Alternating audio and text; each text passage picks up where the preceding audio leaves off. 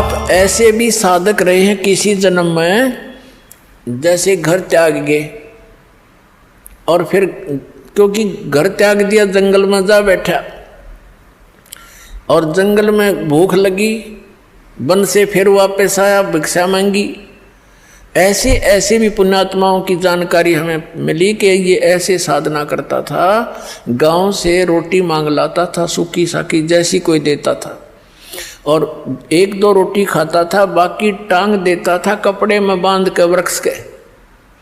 वो सूख जाती थी 2-3 दिन, उन्हीं को भिगो भिगो कर खाता था, फिर दूसरे तीसरे दिन फिर मांगने जाता था।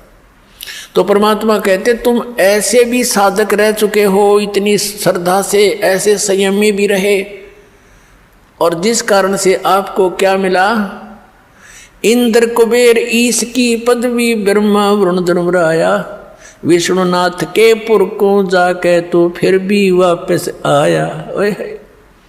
ऐसी साधना, ऐसा कति वैराग्य बना करके, सब कुछ त्याग करके, इतना संयमी रह करके कठिन साधनाएं करने से भी तुझे क्या मिला, इंद्र कुबेर ऊपर के देवता बना दिया। इंद्र किसे कहते हैं?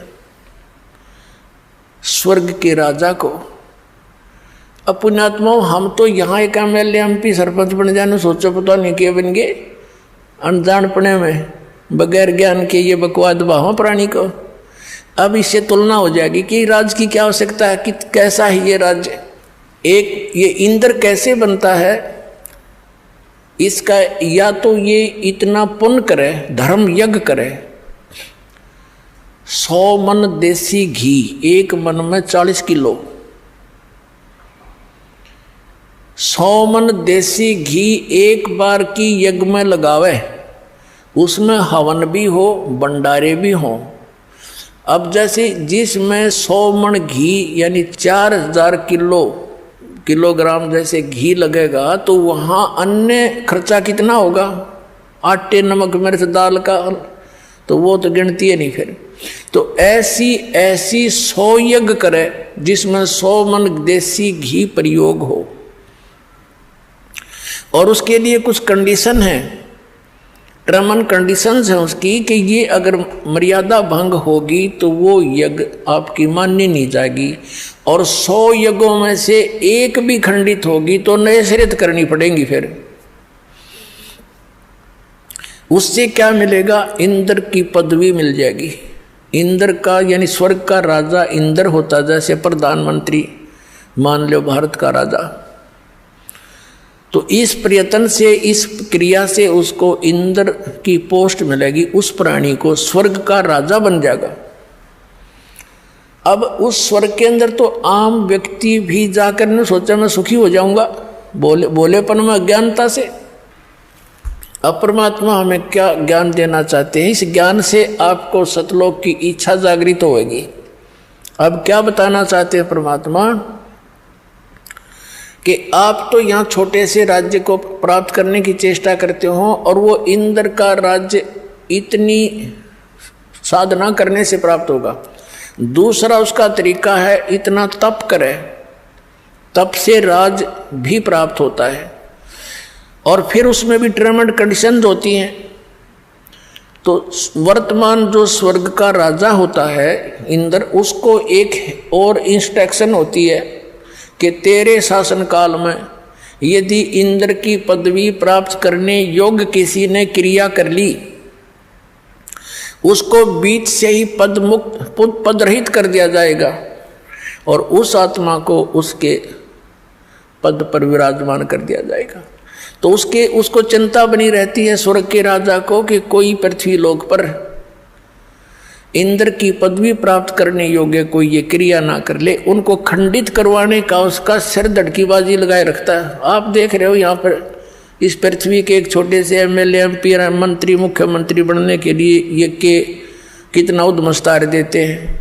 आपको मालूम है राजनीति कितनी खतरनाक है, और वहाँ भी वही राजनीति, वो इतने घटिया स्तर के कर्म कर देता है इंद्र, सोच भी नहीं सकते। अपनी पत्नी को भी भेज देता है अपने स्वार्थ सिद्धि के लिए किसी गैर पुरुष के पास।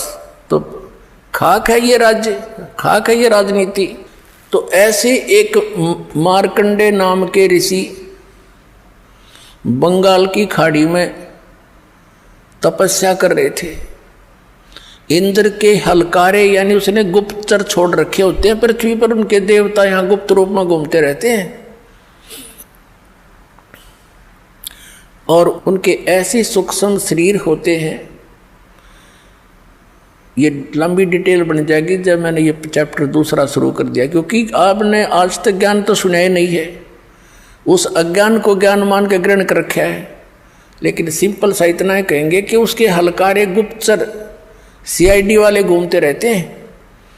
और उन्होंने पता लग गया कि ऐसे एक ऋषि मार्कंडे नाम के ऋषि बहुत समय से बैठे हैं, तपस्या कर रहे। इंद्र को चिंता बन गई कि कहीं तेरी गद्दी प्राप्त ना कर ले। उस तप को भंग कराने के लिए, साधना को डिस्टर्ब करने के लिए उसने एक उर्वशी भेजी। एक औरत आई खूबसूरत, और उसने उस ऋषि के सामने थोड़ी सी दूरी पर डांस करना शुरू कर दिया, नाचना शुरू कर दिया। और वहाँ का एक सिद्धि से वहाँ का वातावरण ऐसा बना दिया जैसे ना गर्मी ना सर्दी, और सुगंध उठ रही हो जानो चारों तरफ से, ऐसे जानो ऐसा बड़े मनमोहक वातावरण बना दिया। अब वो नाच रही है। मार्कंडे ऋषि आधी आंखें खुली हैं, आधी बंद हैं। जब उसने सारे डांस कर लिए, अंत में वो निवस्त्र होगी। तब मार्कंडे ऋषि बोले, हे बेटी, हे माई, हे बहन, आप यहाँ किस वास्ते आई? तब उर्वशी ने कपड़े पहनते हुए कहा कि हे ऋषि, मेरे स्वरूप को देखकर यहाँ अन्य इस बनखंड के, इस वन के, डिवीजन के, इस टुकड़े के जितने ऋषि महर्षि थे उनके वो तो डामाडोल हो गए, और छोड़कर इस तपने खड़े होकर लागे देखने मेरे को। लेकिन ना जाने आपकी समाधि कहाँ गई हुई थी, ये आप जानो, आप डगमग नहीं हुए। तब मार्कंडे ऋषि ने बताया कि मेरी जो समाधि थी, समाधि क्या होती है कि यहाँ बैठे वो अपनी दूरबीन से, अंदर की आँखों से, ये अपनी अपनी भक्ति से रेंज घटती बढ़ती रहती है। वो कह रहा कि मैं ब्रह्मलोक में मैं डांस देख रहा था, और वहाँ नाचने वाली औरतों की तेरे जैसी तो 7-7 नौकरानी थी। तो तेरे डांस ने के देखूँ मैं, तो तेरे से इतनी सुंदर थी वो, जिनकी तेरे जैसी तो नौकरानियाँ थी। वहाँ मैं समाधि लगा रहा था। अपने आत्माओं, ये तत्व ज्ञान है, इससे दूध और पानी छनेगा, अलग अलग हो जाएगा। एक तरफ तो ये है कि मार्कंडे ऋषि ने अपनी साधना को सर्वोच्च मान रखा था। तो उर्वशी कहने लगी कि महाराज, आप एक बार इंद्रलोक में चलो।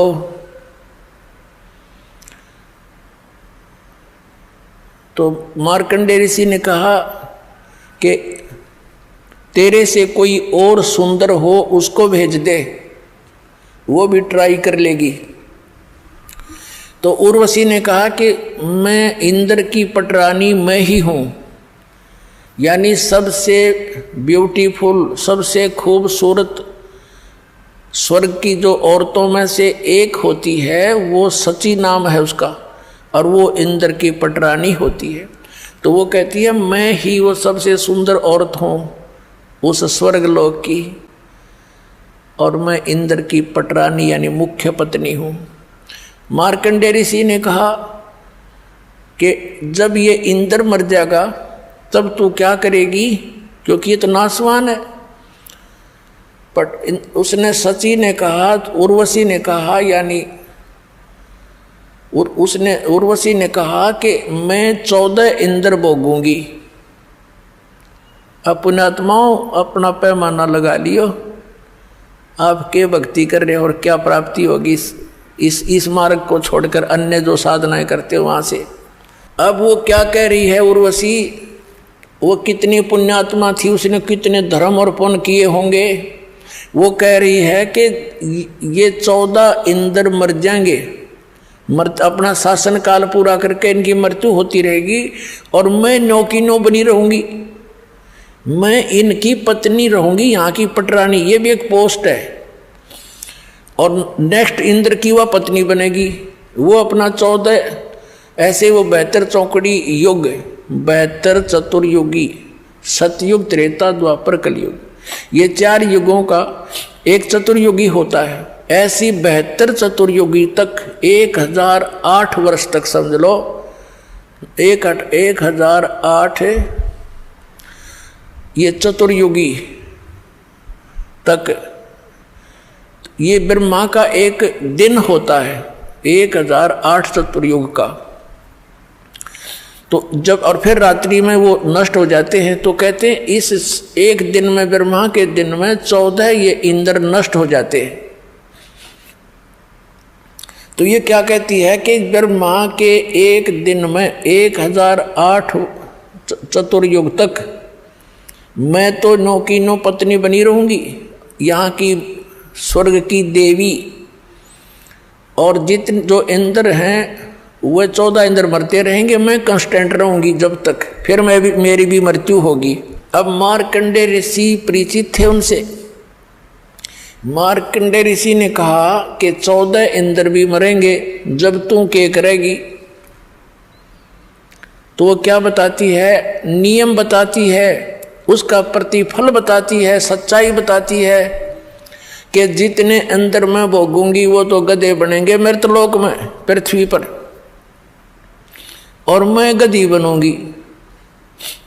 मार्कंडेय ऋषि माथे माथ मारता है, फिर जहाँ का राजा गधा बने और वहाँ की पटरानी गधी बने, तो मुझे ऐसे लोक में क्यों ले जावा थी तू?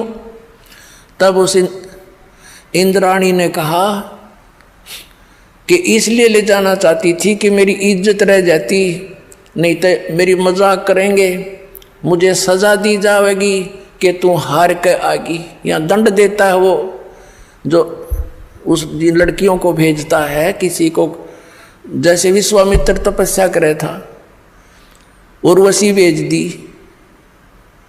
इस इंद्र ने, उसके साथ उसका संपर्क हो गया। एक लड़की होली ना जब जन्म करके और छोड़ के जाती रही अक्षमाल ऋषि जी, फिर वो विश्वामित्र रोनता अंड है। तो ऐसी स्थिति है इनकी।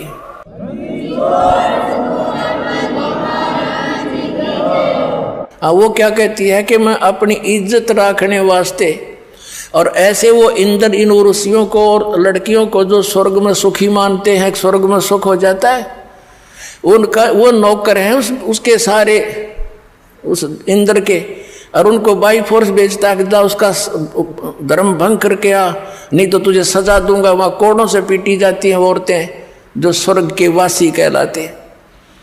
इस डर के मारे वो कह रही है कि मुझे दुआगन करेंगे, सजा दी जाएगी, आप एक बार चल पड़ो। तब मार्कंडेय ऋषि ने कहा था कि किस लिए ले जाना चाहती थी? कि अपनी इज्जत रखने के लिए, नहीं तो यूँ कहेंगे तू भी हार के आएगी, सबसे सुंदर थी, सबसे शक्तिशाली थी। तब जब मार्कंडेय ऋषि ने कहा, ए बोली आत्मा, तू आज भी गधी, क्योंकि 14 खत्म करेगी, और मृत्यु के बाद तू स्वीकार कर रही है परमानेंट गधी, तो फिर गधी का भी इज्जत किसी, और इज्जत की ठेकेदार नहीं बनी बैठी, तू भाग यहाँ से।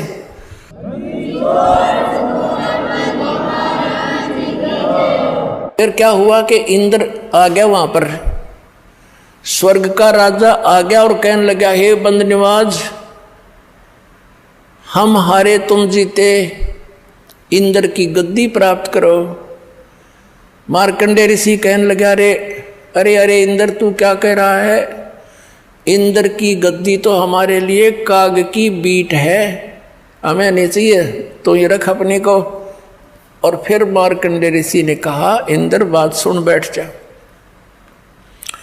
अब इंद्र तक खुश हो गया कि ऋषि ने बख्श दी मेरी गद्दी वापस, अभी हमने तो इतना ज्ञान है। तब समझाने की चेष्टा की मार्कंडेय ऋषि ने कि देख, मृत्यु के उपरांत तू पशु बनेगा, गधे की योनि में जाएगा, आजा तुझे ऐसी भक्ति बता देता हूं, तेरा बहुत मोक्ष, तेरा मोक्ष हो जाएगा, ब्रह्मलोक में चला जाएगा। अब और इंद्र क्या कहता है कि महाराज जी ईब तो मौज करने दो, फिर देखूंगा, फिर बोलो। अपने आत्माओं सब के वह बीमारी है जो इन स्वर्ग के देवताओं तक के, आपने भी यही है। अब जैसे ये दास किसी को, अपने मित्र प्यारे को, जैसे दास जूनियर इंजीनियर की नौकरी करता था जेई की, तो उन अपने साथियों को भी कोशिश की समझाने की, जो जिसको थोड़ा सा ज्ञान सुहावा था उसको बैठा के समझाने की चेष्टा की। तो वो क्या कहता, भाई फिर देखांगे, फिर देखांगे, फिर के देखांगे, गधा बने पाछे तो कुमार देखेगा। फिर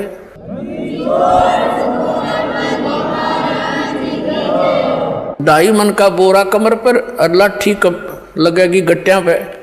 देखना अब देख, संतों के विचार सुन और बुराई छोड़ भक्ति कर। देखना तो अब फिर क्या देखेंगे। वास्तविकता ये होती है कि कोई तो गुटी सुटी लावे, 2 पैसे का ब्यों तो दे, बकवाद शुरू करता है ये प्राणी। 2 पैसे माया अधिक हुई ना, और ये नरक में जाने की टिकट बनी ना, तुरंत बन जाती है।